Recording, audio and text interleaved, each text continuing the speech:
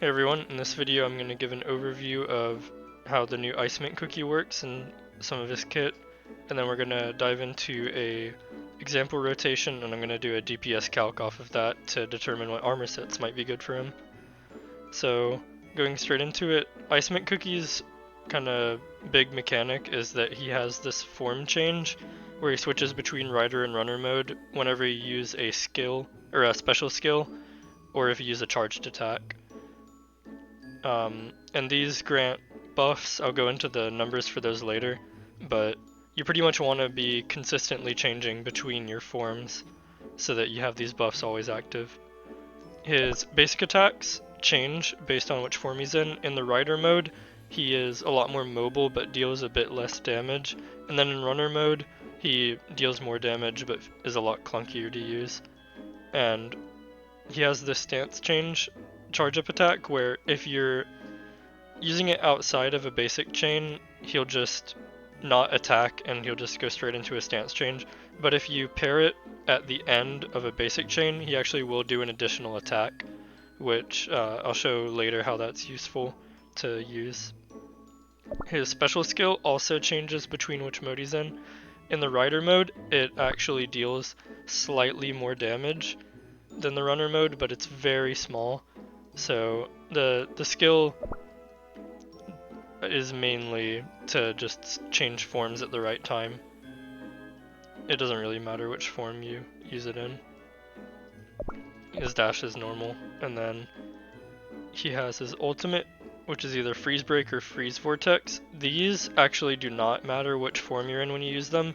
Freeze Break is the tap ult, where you just hit R. It deals less damage but is a lot faster. And then Freeze Vortex is the hold ult, where if you hold R, he'll charge up his ult and then go into a snowboarding form for 6 seconds. He'll hit 12 times with this 160% blast damage and then finish with 960% hit. So those are all of his attacks. We'll go into his promos really quick. The Snowfield Racer is his passive, so his P2 just increases all those effects by 100%. We'll go back into those. You can see acceleration when you go from rider into runner, I believe. Yeah, that gives an attack speed buff, so it goes from plus 10% to plus 20% at P2. And then overflow increases your basic attack damage, that also goes to plus 20% at P2. P3 is normal, just the plus 8% stat increase. P4 increases the buff durations of the passive, which is really nice. It goes from 8 seconds to 12 seconds, so you don't have to manage your form changes as closely. But as you'll see later, it's actually really easy to keep your buffs up even with the 8-second duration. And then more importantly is for each of the buffs active, which is a max of 2, your damage dealt is increased by 5%, so if you're able to keep both of the passives online, your damage is going to be 10% higher, which is actually pretty nice. And then P5, this just increases your ult damage by 50%. Like I said, it's really easy to keep your Snowfield Racer buffs, which is the passive, active, even when it's 8 seconds. So I don't really think this second part is that important, but it's there. I will say that you can take advantage of this by ulting at the start of the fight. You don't have to do your form changes first, but in stuff like Champions Raid and stuff, you have to wait for your supports to set up anyway, so you're probably going to be stance changing before that to begin with. So that's mostly how he works. It's a lot to take in, but I have a rotation that I've built that hopefully shows how some of this works a bit better. So moving on to the rotation, I'm going to be fighting Happy Flower, and the rotation I'm going to use is going to maximize hitting basic attacks in the runner form, and then I'm going to use the charge attack at the end of my basic chain whenever the special skill is up to use that in rider mode, and then switch back to runner immediately. You can see how that works when we're actually doing the attacks. So to start off the fight, I'm going to use both of my special skills so that it's on cooldown.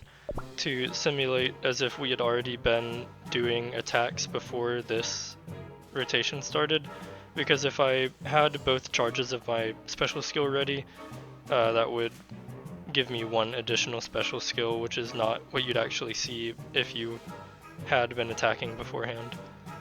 So I also want to start in rider form when I start the rotation, so I'm going to do one more form change right before I ult, and then I'm going to ult as the special skill is coming off cooldown here. So I'm going to ult, and then skill to switch back to runner form, and then I'm going to basic attack until the special comes back off cooldown. And you see I did lose the buffs there, and that will happen if you don't have P3, but you should be maintaining your buffs for most of the fight. So you see every time I have my special skill coming off cooldown, I use the charged attack at the end of my basic chain to immediately switch to rider form and then back to runner form. And then I'm just going to attack a little bit longer to make sure we have enough attacks in for later, because I'm going to be using a 32-second rotation instead of the 30 seconds on the ult, and you'll see why later. So now I'm in my DPS sheet, and I've already got the timings and buffs that we're going to be using down. This is going to be for a traditional water raid or champions raid comp where you have Rockstar and Gumball. The Gumball ult with, Gumball's ult with Going Beyond, I believe lasts 10 seconds for the Res Shred and the Going Beyond buff. And then Rockstar will also be ulting at the same time with Break Time Snack as the artifact, which is the max buff amp currently. And then there's an additional 2 seconds after that where Rockstar's ult is still up, and this is including the Magician set bonus. And then there's another 3 seconds after those 12 seconds where it's only the 30% elemental damage from Magician. And you can see if I go to my buff and debuff sets, these are the stats for those. So you've got the 30% times 2.55, because Rockstar has 155% buff amp for the elemental, and then plus 30 for Magician. And then same for attacking, it's 50 times 2.55. And then Gumball with Going Beyond does 23.25 Res Shred with 24 attack ink. And then the Magician only that's used later is just 30% elemental percent. And then the next thing we need to do is parse out when during each of these time blocks all of the attacks took place. So we're gonna have to go into the recording I made and count up all of the attacks and figure out when they land relative to these times. Alright, I have my rotation pulled up here, and we're just going to run through the video and count up all the attacks that happen in each of the time sections I outlined earlier. So to start off with, we have an ult, and then a rider skill, and then that's one basic attack chain in the runner form, and then a second basic attack chain in the runner form, and then we hit 10 seconds. So that's all we get in that one. I'm going to go out to the spreadsheet. So the ult, well, first I'm going to do the basic attacks because I might forget that. So we had 2 of these, so it hits 3 times each in those 2, and then 12 times in that one. So that's how many hits you get out of the runner basic attacks. We did not hit the enhanced, which is the charged attack, in the first 10 seconds, but we did have the skill, which would have been, I believe, 4 hits in this and 1 hit in this. I'm gonna check back later to make sure that's right. Actually, I can check now, so if we go to in-game, the rider mode, yeah, it's 4 hits of the 189 and then 1 of the 265, which is right. And then the ult will be 1 hit of the 1125 and then 3 hits of the 309. Yep. And I'll just make sure I got the basic attack. Yeah, it's 3 of the 89, 3 of the 110, and then 12 of the 38.5. So that's all of that tracked now. We can do the next 2 seconds then. So we have the enhanced attack right there, which is the charge attack at the end of the basic combo. and then we have one skill, and it's the rider skill again. And then all those attacks did manage to land. So in this section, it was the basic enhanced, and you can see if I go back, I have them out of order, but when you're in runner mode, which I was, and you use the charge attack, it's a 264% scaling attack, which is this one. And then we had one skill, so it'll be 4 and 1 again on that. And then we need the next 3 seconds over here. So we get one basic attack chain, and that's it. So we'll go back here, 3 seconds, all we get is the 3, 3, 12 right there. And then we need to count up the next 17 seconds. So go back into the video. That's one basic attack chain, 2, and then one enhanced and skill. I'm going to count those together. That's a third basic attack chain, 4th, and then a 5th, and then we hit 32. So I'm going to be a little lenient and count this as a full 5th basic attack chain. Even though it lasts into 33 seconds, I'm just gonna count that as part of the 32 seconds. Because you're usually gonna be waiting an extra little bit for Rockstar's ult to come back up anyway. So we go back into here, and we had 5 basic attacks, so that's going to be 15, 15, and then 60, I believe. Yeah. We had one skill, so that's one of the charge attacks, and then just 4 and 1 again. That's in the right field, yeah. And I believe that is all of them. I don't know, I have the scaling over right here. Let me remove that. And yeah, that should be the whole rotation now. So we can next move on to actually getting the DPS calc done.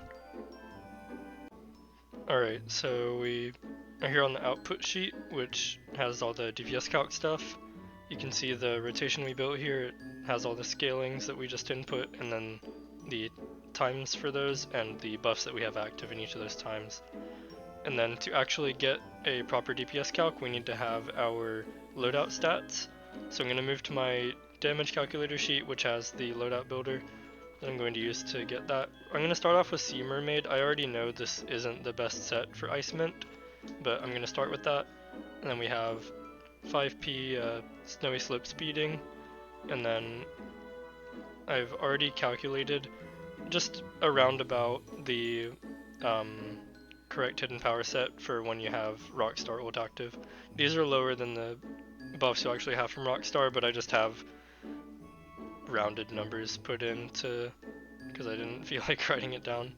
So I'm going to take these and paste them here, and then I'm going to copy the stats for the set, take them over to the loadout stats, paste that, and then Ice Mint Cookie also has 20 special attack basic from his passive, and then from 5p he has 50% ult special attack.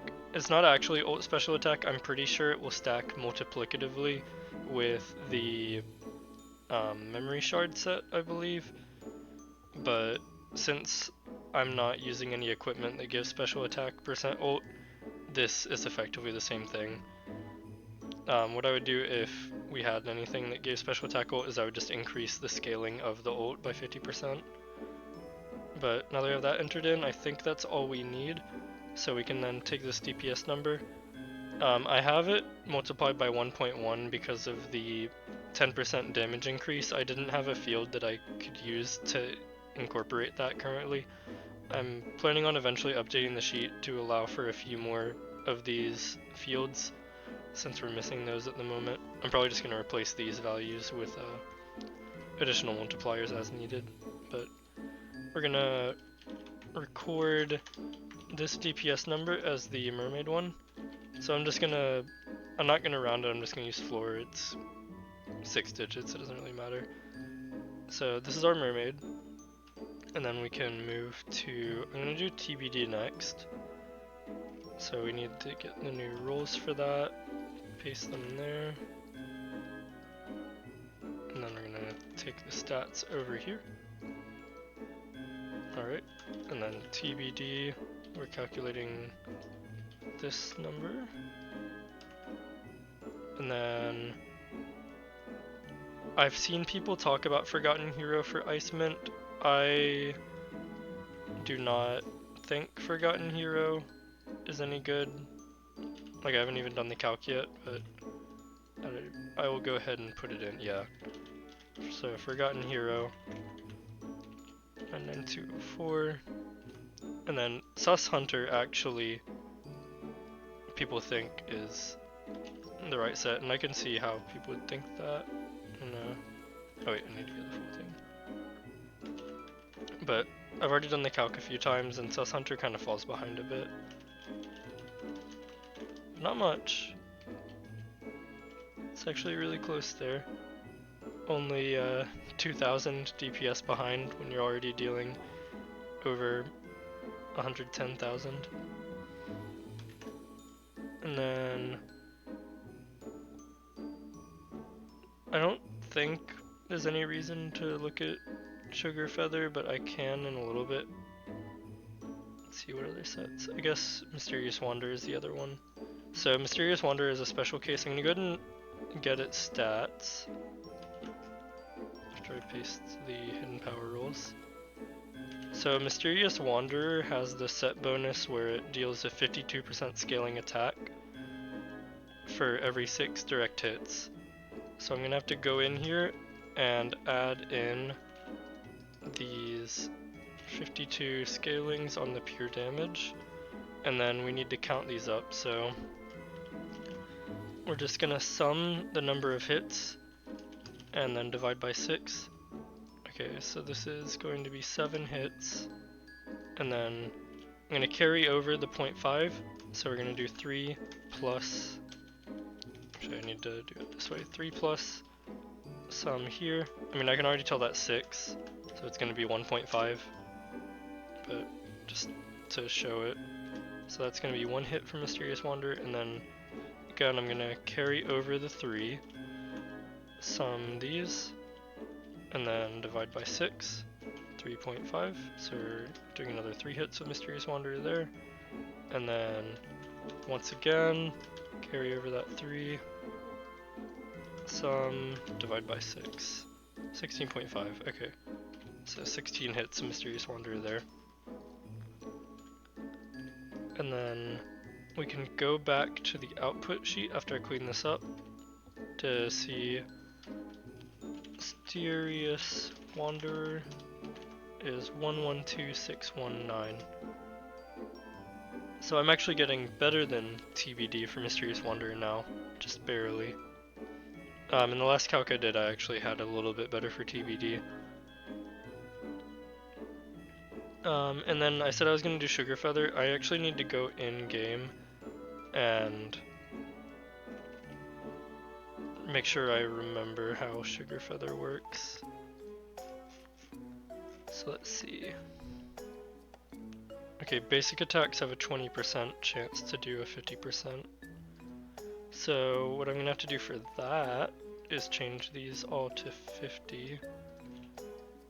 And then I'm going to do the same thing I did for Mysterious Wanderer, except I'm going to divide by 5. Because 1 in 5 basic attacks is expected to do that. So we're going to sum the basic hits and then divide by 5. So that's 7 hits, and then 0.2, it's just going to be 1, so we carry that over. This does count as a basic hit, so the counter goes from 1 to 2 on that, but we don't do any hits from, we're not expected to do any hits from Sugar Feather there. And I know this isn't exactly how it actually works because it's a chance, like you could hit with the Sugar Feather bonus there, but you're not expected to. So we are at 2 now, so I'm going to do 2 plus some of this over 5, and it's exactly 4 hits. There, I'm gonna clean this up as I go through. And then, oh that's, oh, yeah, I need to do this one. So that's sum of these over 5, 18. And then we need to get the Sugar Feather stats now. Get the hidden power rolls. I think those are the same. Oh no, they weren't. And then we'll take this, go to output, Sugar Feather, 1, 6, 7. So the Sugar Feather is actually pretty good, but just barely not there compared to the other sets. Better than Mermaid though. Definitely better than Forgotten Hero. I guess since I'm doing this, I may as well look at Memory Shard. I already know his ult scaling is pretty low, so it's not gonna be anything worth. It's not gonna be that good.